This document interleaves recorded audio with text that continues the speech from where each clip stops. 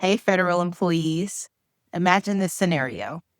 You finish your probationary period, and your agency says to you, choose one, job protections or a better paycheck.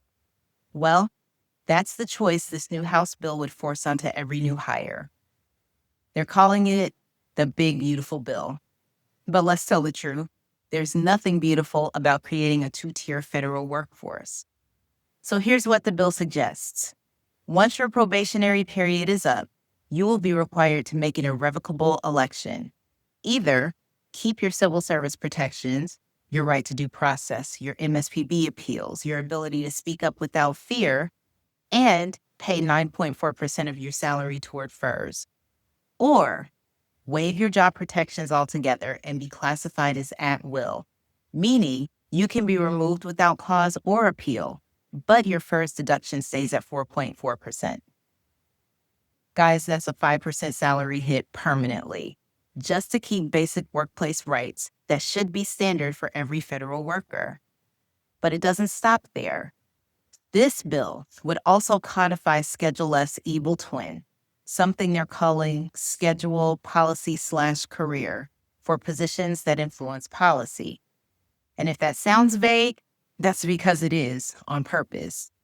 These positions would have no standard appeal rights, giving political appointees more power to remove career staff with no accountability. And of course, this hits hardest in roles that already struggle with recruitment and retention, like public service jobs disproportionately held by Black employees, by women, and by veterans. So it's not just about pensions, it's about power.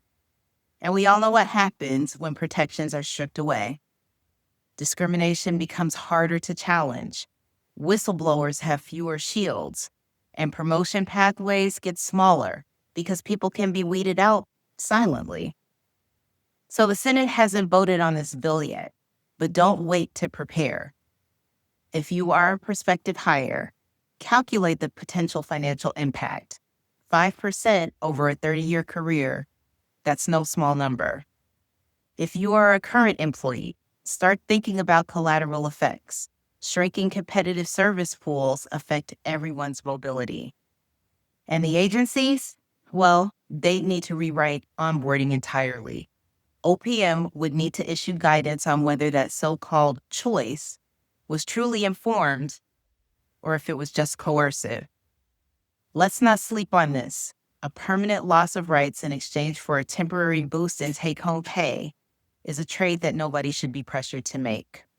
So drop your comments below and share this with your network who works for the federal government or who is considering a federal career. Because an effective federal workforce does not start with threats to its foundation.